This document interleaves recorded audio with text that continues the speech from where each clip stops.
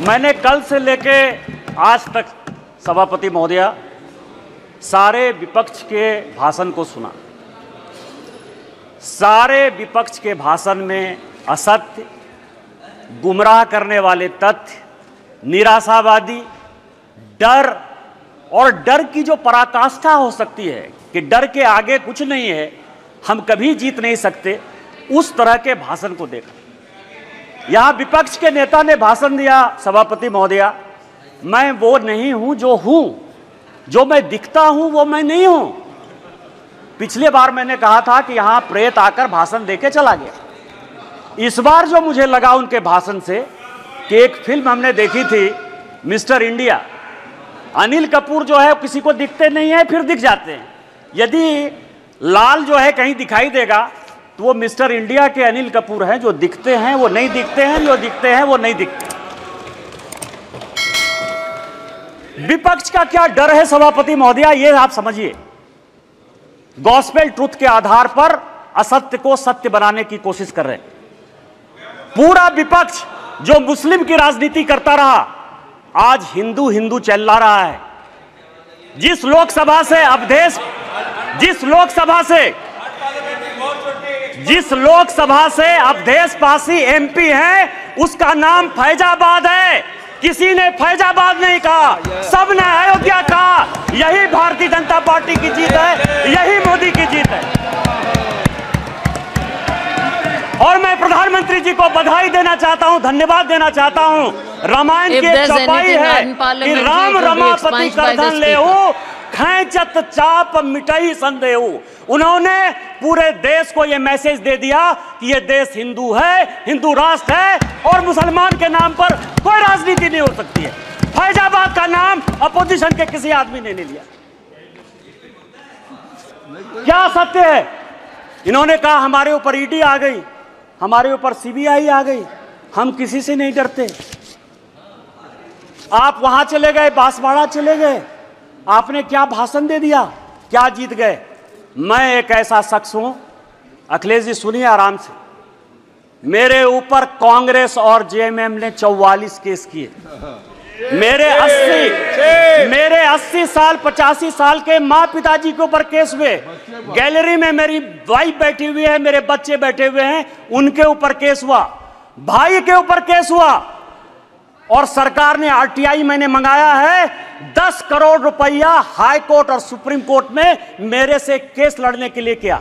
मैं जब चुनाव लड़ने के लिए गया, राहुल गांधी जी की यात्रा हुई, मल्लिकार्जुन खड़गे का 2 कार्यक्रम हुआ, प्रियंका गांधी जी गई, उन्होंने कहा कि मैं चैम्बर में बैठा रहता हूं और मैंने कहा कि मैं मोदी का सिपाही हूं, मैं भारतीय जनता पार्टी का सिपाही हूं और मैंने वचन लिया, प्रण लिया कि मैं जनता के पास वोट मांगने नहीं जाऊंगा।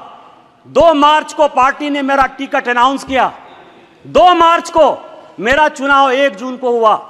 90 दिन के पूरे कैंपेन में मैंने जनता से वोट नहीं मांगा और मैं यहां पार्लियामेंट में जीत कर आया, आपको हरा कर आया हूं। जिस क्षेत्र से हेमंत सोरेन विधायक हैं, उस जिले का मैं सांसद हूं और आदिवासी बाहुल्य इलाके से मैं 10,000 वोट से जीत कर आया हूं। मेरा समय है, आप सुनिए, मेरा समय है, 5 मिनट में खत्म नहीं होगा ये बातें। किस तरह का सत्य और असत्य की बात कर रहे हो आप कह रहे हो, मुस्लिम की बात कर रहे हो, मंगलसूत्र की बात कर रहे हो कि प्रधानमंत्री जी ने घुसपैठिया कह दिया।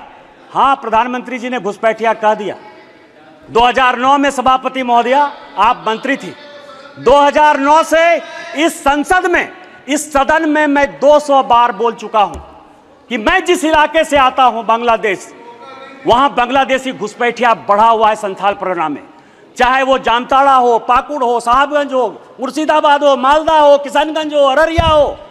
और हालत यह है, हमारी स्थिति यह है कि यहां विजय हांसदा बैठे हुए, मैं उनसे पूछ रहा था, गोपीचक एक गांव है, गाय काट दिया और गाय काटने का जब मुसलमानों ने प्रतिरोध किया, अभी 15 दिन पहले पूरे बांग्लादेश वहां से आके बांग्लादेशी घुसपैठिए जो अपने आप को पश्चिम बंगाल का नागरिक कहते हैं, उन्होंने हमारी बहू बेटी का इज्जत लूटा, उनके घर को जलाया, उनके घर को भगाया। आप कह रहे हो कि वो बांग्लादेशी घुसपैठिए नहीं है, उनकी जनसंख्या नहीं है। स्पीकर साहब पूरे देश भर में, मैं गोपी चक की बात कर रहा हूं। सभापति महोदया, पूरे देश में परिसीमन हो गया, पूरे देश में परिसीमन हो गया। आप आदिवासी की बात करते हो, आप पिछड़े की बात करते हो, हमारे यहां परिसीमन नहीं हुआ। आदिवासी की संख्या जो 36% थी वो 26% हो गई। ये पूरे देश को जानने की आवश्यकता है। 1 लोकसभा का सीट आदिवासी का और 3 विधानसभा का सीट घट रहा है। परिसीमन नहीं हो गया, घुसपैठिए बढ़ रहे हैं, आदिवासी लड़कियों के साथ शादी हो रही है, धर्मांतरण हो रहा है। इसके बाद भी आपको लगता है कि प्रधानमंत्री घुसपैठिए की बात नहीं करेंगे? किस तरह की राजनीति कर रहे हो आप? मैं आपको बताऊं सभापति महोदय, शिव की बात होती है, हम उस विचारधारा के लोग हैं। अधजल गगरी छलकत जाए, जिसको कुछ समझ में नहीं आती। यदि आपको शिव का ही दिखाना था, गुरु नानक का दिखाना था, तो मंदिर चले जाते यार, गुरुद्वारा चले जाते। इस पार्लियामेंट में फोटो क्यों दिखा रहे? चले जाते ना। और जिस अभय मुद्रा की बात कर रहे हैं, मैं ब्राह्मण हूं और मुझे गर्व है कि ब्राह्मण हूं। जिस अभय मुद्रा की बात करते हो, भगवान शंकर को 4 हाथ है, 4 हाथ है, 1 हाथ नहीं होता है। और हस्त मुद्रा में ऐसे भी हाथ है, ऐसे भी हाथ है, ऐसे भी हाथ है, 28 मुद्राएं हैं। और 28 मुद्रा क्या है जो माननीय मोदी जी कह रहे हैं, ये सबको जानने की आवश्यकता है। एक मुद्रा वो है जिसके हाथ में डमरू बजा हुआ है। डमरू मतलब स्टार्ट करिए, प्रकृति को स्टार्ट करिए, जीवन को स्टार्ट करिए, गरीबों के लिए काम करना स्टार्ट कीजिए। दूसरे हाथ में क्या है? डिस्ट्रॉय करना, अग्नि है भगवान शिव के हाथ में। वो ये कहता है कि जो भ्रष्टाचारी है, जिसने जनता का पैसा लूटा है, उसको जेल भेजिए। तीसरा हाथ है जो ये कहता है कि जनता को खाना खिलाइए। और चौथा हाथ है कि कभी भी विकसित भारत के लिए, भविष्य के लिए, इंसॉल्वेशन के लिए, ये भगवान शिव हैं। आपको यदि धर्म नहीं पता है यार, कहां से धर्म के बारे में पता करोगे? त्रिशूल जो है भूत, भविष्य और वर्तमान की व्याख्या करता है, इसीलिए वो त्रिशूल है। और हमारे प्रधानमंत्री भूत, भविष्य और वर्तमान को देखकर विकसित भारत के संकल्प के साथ आगे बढ़ रहे हैं। इसलिए ये बात आपको समझ में नहीं आएगी।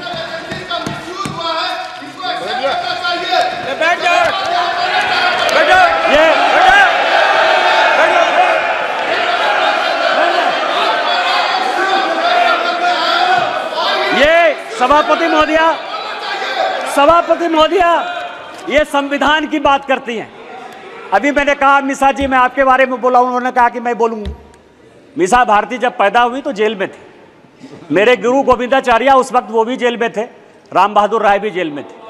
और लालू जी को राम बहादुर राय ने सजेस्ट किया कि अपनी बेटी का नाम मिसा रख दो, इसीलिए उनका नाम मिसा भारती। जिस किताब का विमोचन राहुल गांधी ने किया, MK स्टालिन की आत्मकथा का, उसमें सबसे बढ़िया टॉपिक क्या है सभापति महोदया पता है? कि इमरजेंसी में जो है मेरे पिताजी ने पुलिस को हैंडओवर कर दिया। और यहां बैठे हुए हैं अखिलेश यादव जी, इनके पिताजी के साथ मुझे काम करने का मौका मिला। और बड़े आदमी थे, इतने बड़े आदमी थे कि वो हमेशा कहते थे कि मैं तुम्हारा भाषण सुनता हूं। उन्होंने मुझे इमरजेंसी की कहानी सुनाई कि जिस दिन इमरजेंसी गए तो उनकी वाइफ के पास जो है खाना खिलाने के लिए अपने परिवार के पास नहीं था। आप संविधान की बात करते हो, आपने कहा राज्य डिवीजन कर लिया। आपको पता है कि क्या हुआ? 7वां संशोधन 1956 में जब नेहरू ने किया तो उन्होंने कहा संविधान की आत्मा, आपने भी नरेंद्र मोदी कहा, इसलिए मैं नेहरू कर रहा हूं। मैं जानता था कि आप अटैक करो। Please address the chair. सभापति महोदया, 7वां संशोधन यह किया कि राज्य को कोई अधिकार नहीं होगा अपना बाउंड्री चुनने का। और यही कारण है कि 7वें संशोधन के बाद 14 राज्य और 6 यूनियन टेरिटरी बन गए।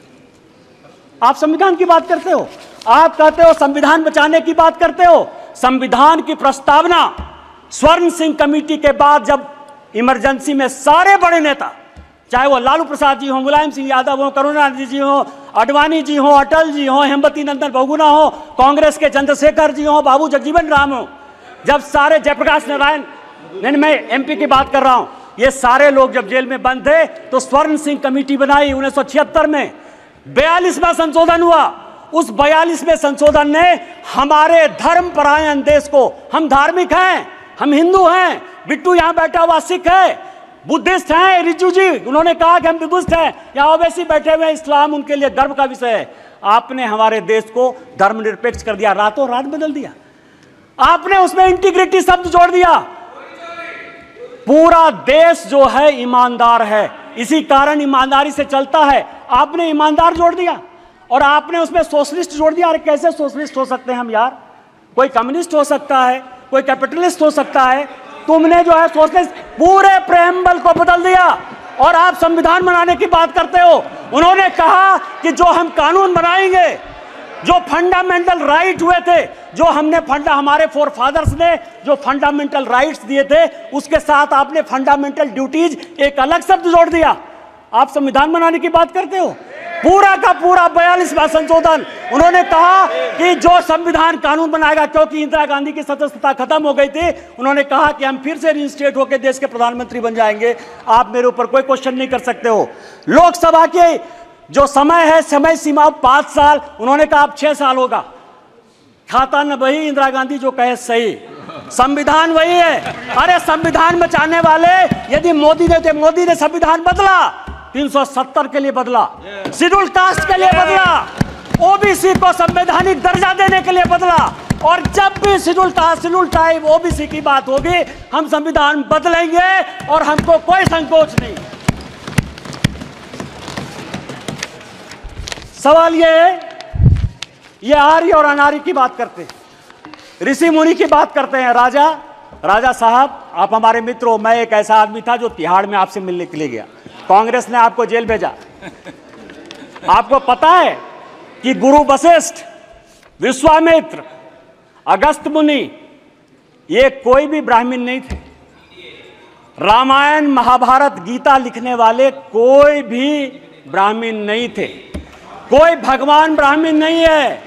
रामायण वाल्मीकि ने लिखी, महाभारत वेद व्यास ने लिखा, चारों वेद और 13 उपनिषद सभी वेद व्यास ने लिखे, जो मछुआरे के बेटे थे। और चाहे वो ऋषि अगस्त हो, ऋषि कन्नन हो, आप जो है आर्य और अनार्य के बीच में। और आप ही के सांसद, कांग्रेस के सांसद, 1952 में जिस कांग्रेस के सांसद रामधारी सिंह दिनकर को नेहरू जी संसद बनाकर लेकर आए, सांसद रहे, 12 साल रहे, देश के बहुत बड़े कवि, उन्होंने संस्कृति के 4 अध्याय लिखे। उस संस्कृति के 4 अध्याय में उन्होंने लिखा कि ना कोई आर्य है ना कोई अनार्य है।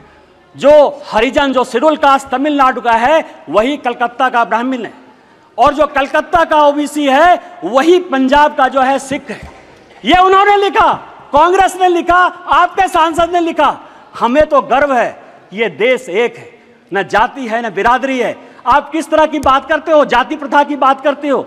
मैं एक बात कहना चाहता हूं, यहां जितने बुजुर्ग लोग बैठे हुए, स्वागत राय दी बैठे होंगे, आज से 50 साल पहले किसी के किसी बड़े घर में, किसी गांव में कहीं कोई शौचालय नहीं होता था।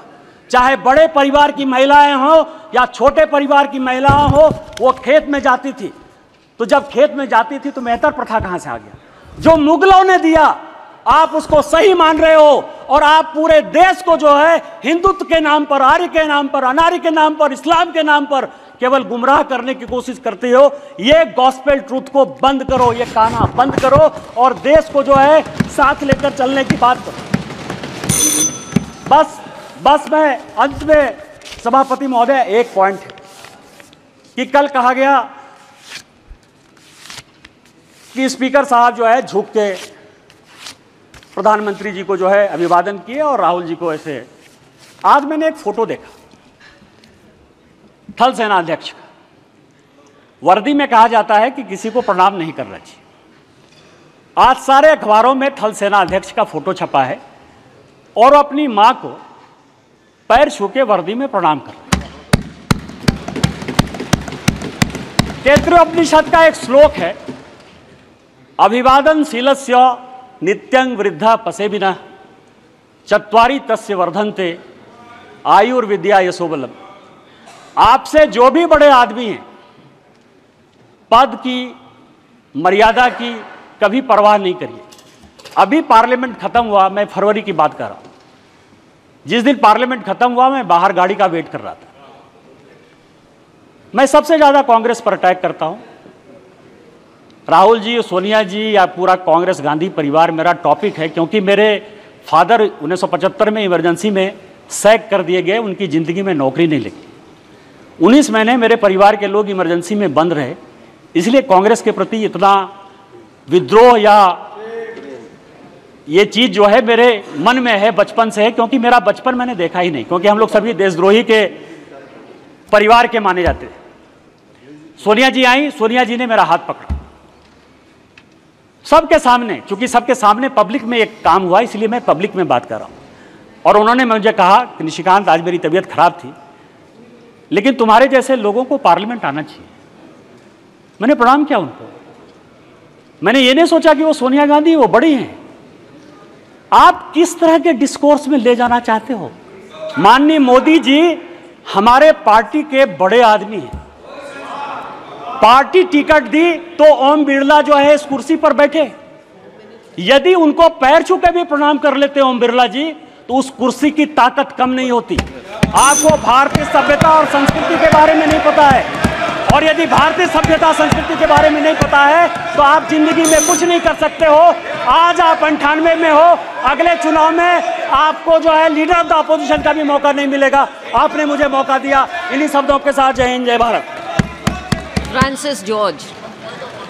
Francis George. Rule. Under what rule? Will you please quote the rule? No. 352. 352. All the name.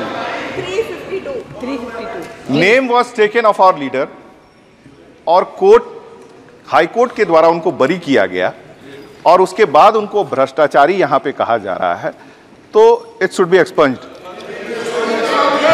Court द्वारा बेल मिला है और उन पे आरोप सीधे तौर पे बोला गया है कि आरोप उन पे तय नहीं होता है, It will be deleted, Mr. Francis नहीं बनता है, और ये उनको भ्रष्टाचारी कर रहे हैं, जबकि कोर्ट से उनको जो है बेल मिला। एक्सपंज करना होगा madam. Yes, it is deleted.